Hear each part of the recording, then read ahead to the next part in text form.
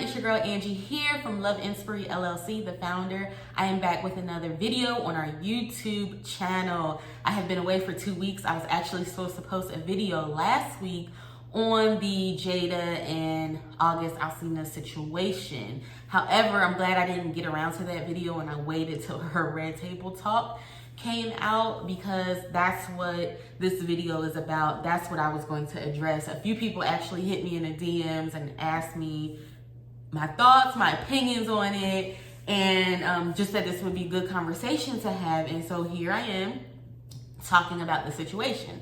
However, I want to make note that this video is not about judgment towards them. So if you're looking for somebody that's going to bash them in their marriage, this is not the video for you. I know firsthand, I've been married for a while now, and I feel like people that are or have been married should know, what goes on and how our marriages are not flawless. They are not without blemish. And so it surprises me of all the judgments, especially from the married folks that are judging their relationship. Your flaws may not look like my flaws. What's big to me may not be big to you. I get all that. However, marriage is so delicate, and they're celebrities and they didn't have to open up the way that they did, but they chose to just get it out and face it head on. And for that, I just honestly commend them, because technically, really, it's none of our business. However, this is a teachable moment right here, and that's what I'm going to talk about. And I feel like it's more of a teachable moment for our single individuals as opposed to those who are married and in a relationship. Only for the simple fact that Jada said something that stood out to me, and I have my notes here that I'm gonna look down to, so don't judge me. I just want to make sure that I get all my thoughts out on the table and it's organized when I do it. I don't want to be all over the place with you guys. So Jada said something that stood out to me.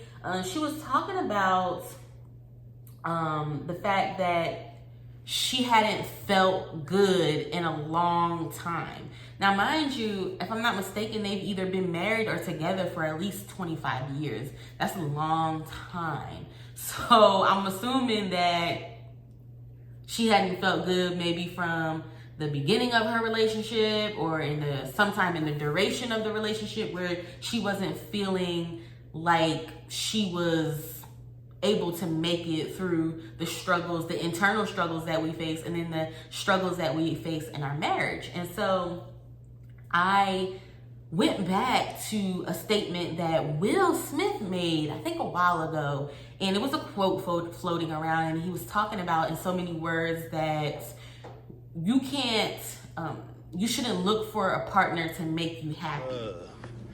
And I asked her, I said, what did she think was, one of the biggest revelations that she had had about love? She said that you cannot make a person happy. And I thought that was a real deep idea. You can make a person smile, you can make a person feel good, you can make a person laugh, but whether or not a person is happy is deeply and totally and utterly out of your control. I couldn't agree more with that statement, only because that internal happiness should come from you. Your partner should only enhance your happiness, okay? It's like wearing makeup. There's women that are naturally beautiful, but when they put that makeup on, it enhances their beauty. Not that they're not beautiful without it. You should be in a position to where if you have a partner today or tomorrow, either way, it ain't gonna make you no difference, because you're gonna be satisfied with your life. You're gonna be happy, okay? That's what I want to make. And I realized that it was some internal issues with her to get her to this point, to get her to this entanglement, to get her to this point where she has to sit at the red table and talk about healing, talk about her marriage, and just open the dialogue, because this did start some conversation. I think about in my own relationship, first before I say this, I want to say that my parents were very much physically present in my life. I know who my dad is. I know who my mom is. I saw my dad once a week, sometimes twice a week. I saw my mom throughout the week, on the weekends and things of that sort. She came to back to school nights. She came to track meets. I know who my parents are. They were physically present. However, I didn't feel like they were emotionally present for me. And to their defense, they were going through a lot. You know, my dad had his personal problems. My mom had her personal problems in dealing with the death of a child. And so I didn't realize until I became a grown adult and I went through my struggles where I was sharing sandwiches off the dollar menu with my husband, sleeping in motels, that, oh my goodness, what if I had a child at this point in my life and I couldn't take care of them? I wouldn't be emotionally available to them because all I would be focused on is the negative, the downside to what's going on. For that, I'm grateful that I have not had any children yet, and hopefully I can educate my kids in the future. However, I say all this to say that I suffer from emotional abandonment from my parents. And we know that Jada talked a lot about not having a father in her life, not growing up with a father. So I'm assuming at some time, whether it's admitted or not, she has suffered some kind of abandonment issues as to why she would not be or feel whole in the relationship. And I was actually on, he said, what radio show last week, talking about this same concept of how our background changes the trajectory of our relationships with the opposite sex, how we handle our relationships with the opposite sex.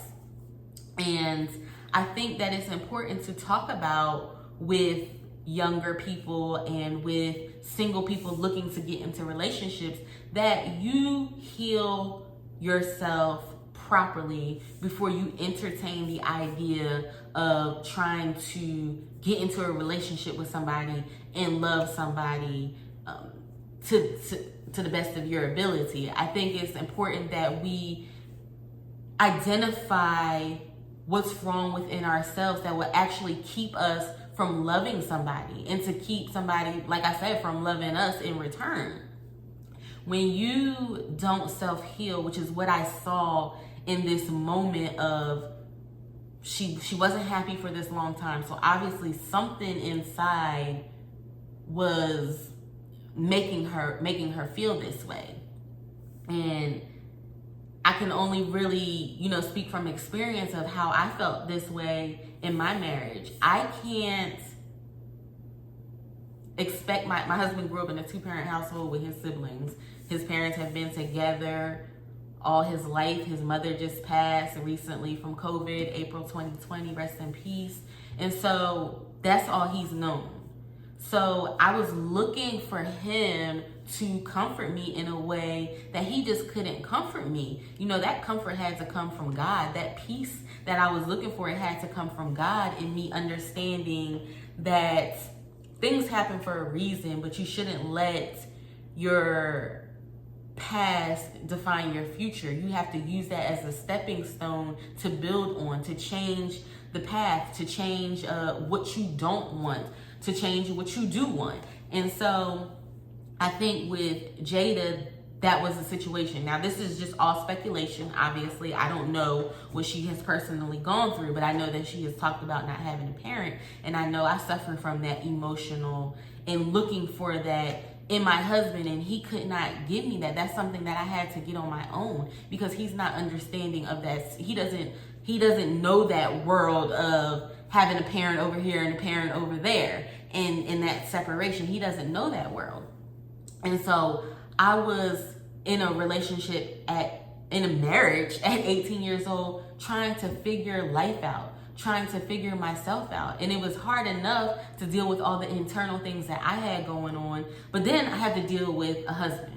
So now I'm trying to figure out Angie, what Angie wants, what Angie desires, what Angie needs, as well as be a wife to my husband? What does he need? What does he want? What does he desire? And it's very hard to do that in a relationship if you're not completely whole and happy within about your past, about situations, and just about anything that can hinder you from, and this is the point that I'm going to make, making your relationship toxic.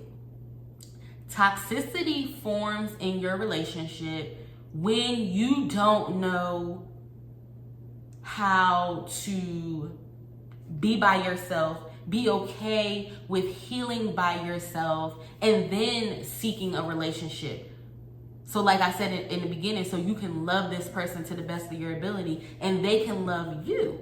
Now, of course, you want them to understand your background, where you came from and all that stuff, but you can't expect them, or should not expect them, to heal you. And that's how we become unhappy.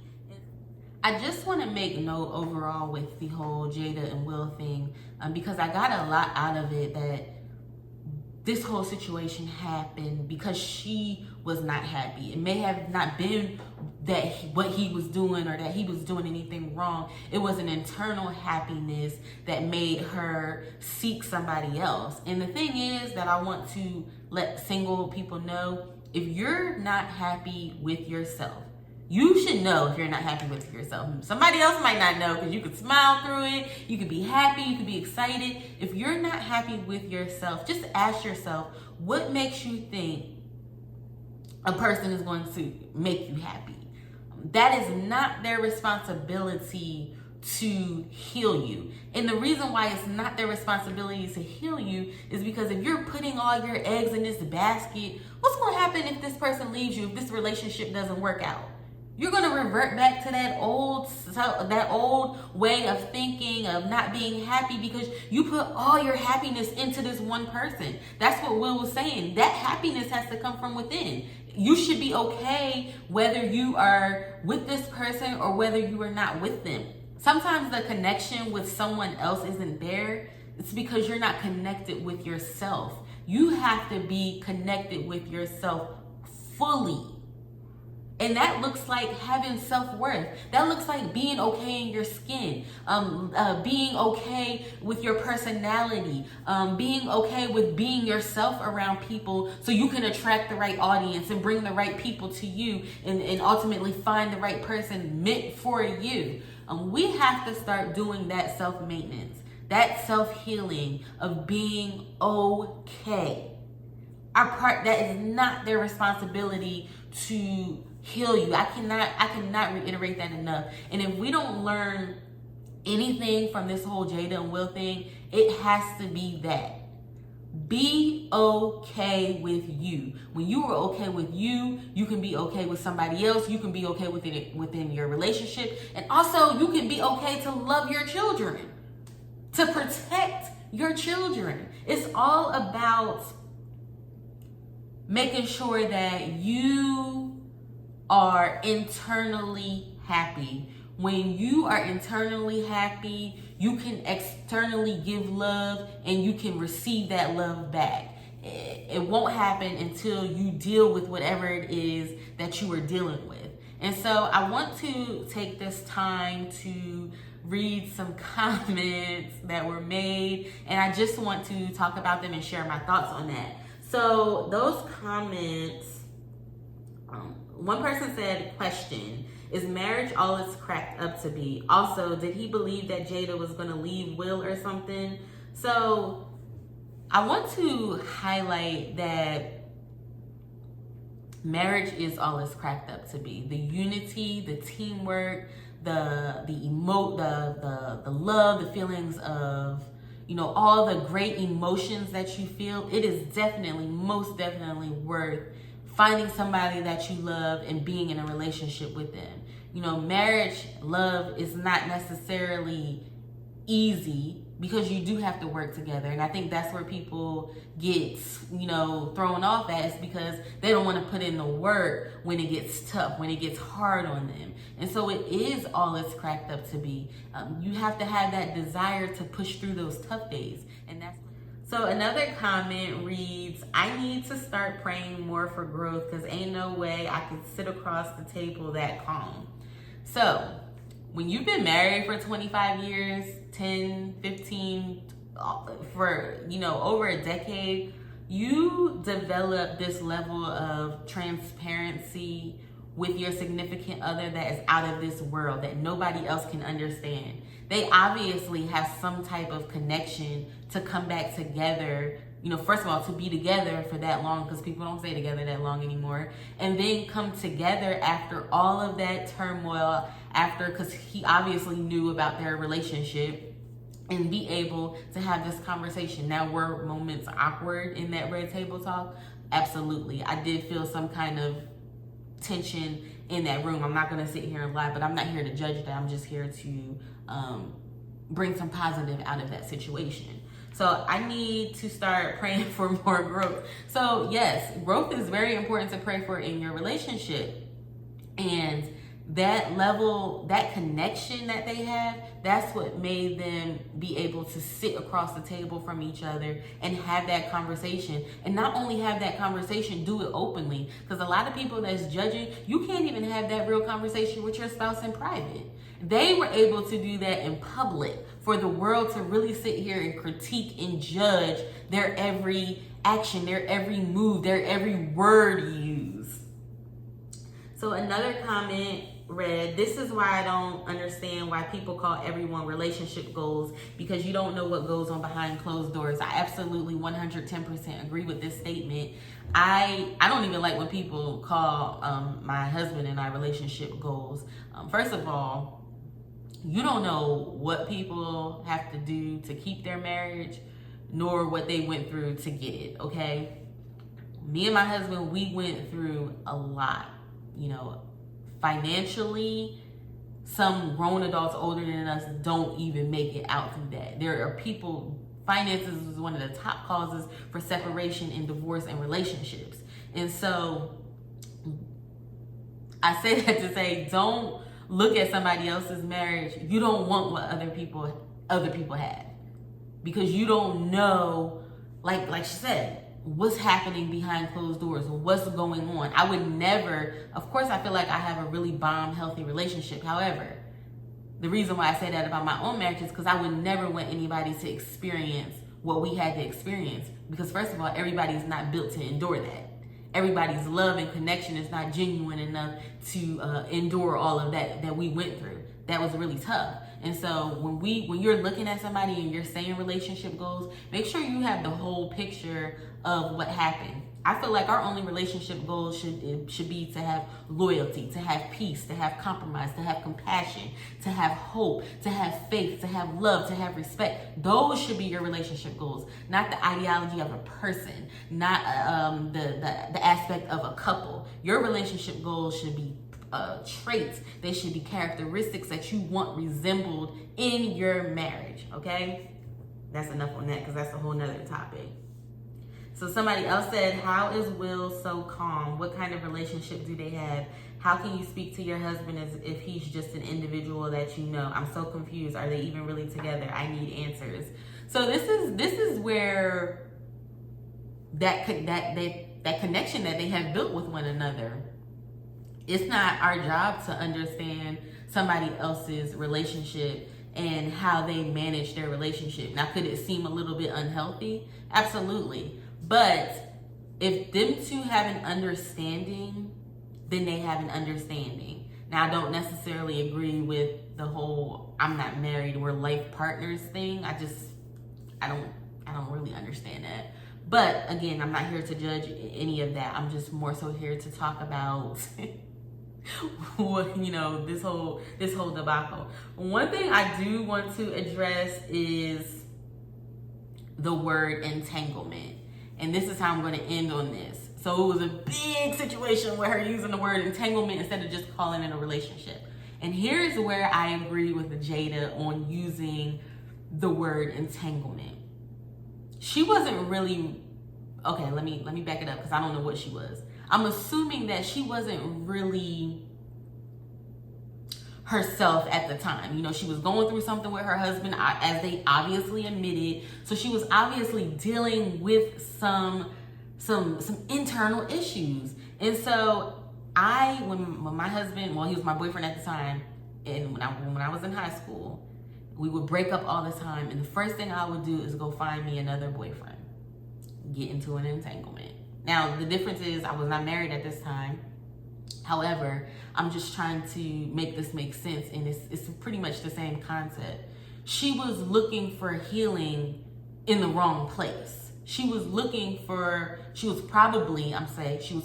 looking for August to heal her when she should have been doing that internal work herself, by herself, not with a man.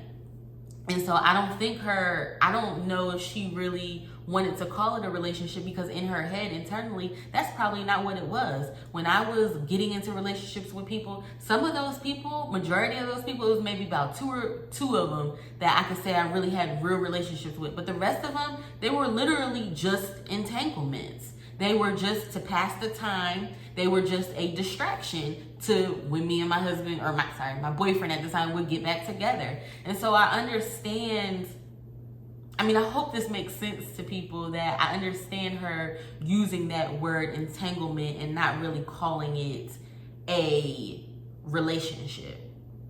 To me, a relationship is 100% all in, fully invested into your partner, fully invested into yourself, fully invested into the relationship, and you're there to make it work. You're 100% whole and committed.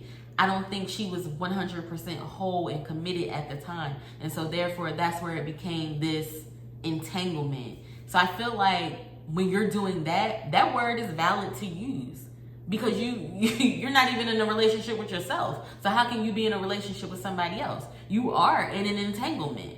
That's what that was. An entanglement, to me, it sounds like a mess. And that's what that whole thing was. It was just a mess. It was just to pass the time, to fill the void, to fill the time. And so those are my thoughts on the situation. I just want people to not be deterred from marriage. There are a ton of great marriages. Every marriage goes through something, but there are a ton of great people that you can surround yourself with, and that you can model characteristic traits after. Not model the people, but model their characteristics. If I don't want you to model Angie and Nate, I want you to model our characteristics, model our loyalty, model our confidence in each other and in our relationship and our ability to maintain our relationship, model our compromise, model that stuff. Don't model us, because I'm going to fall short every day. There's one day where I just might not be feeling it. You know what I'm saying? And I need him to pick up the slack. And therefore, the relationship is not perfect. But I say all that to say, don't get deterred from being in a relationship. If you do the work and you partner with somebody that has done the work, guess what? You can make it work. It won't be easy. You'll have some difficult days. You'll have some rough mountains to climb and all those old school spirituals, all of that. You will have all of that, but it is well worth it in the end. If I gave up on my marriage, I would not be feeling the effects that I feel now. This joy, this peace that I got over, I made it over the hump, and now we're in cruising lane, still doing the work, still making it work, still maintaining and sustaining, but we're in a cruising lane where we now have learned each other and we know how to handle and work with one another. So just keep that in mind as you get into a relationship. Be whole. Do that work first. If you're single, you can go pick up 5 things you should be doing while single on our website. Also, if you like this tea, you can pick it up at www.loveinspiryapparel.com. Don't forget, starting Sunday, July 26th, 2020, we have our series, a 10-episode series called Break Over, and it's about discontinuing divorce. Let's stop. Let's halt divorces. Let's talk about it. Let's open the dialogue. So guys, I'll see you all in the next video next week, and I have a special guest at the end of July. My husband will be joining us for our 14th anniversary, just talking about our relationship, everything we've been through, everything.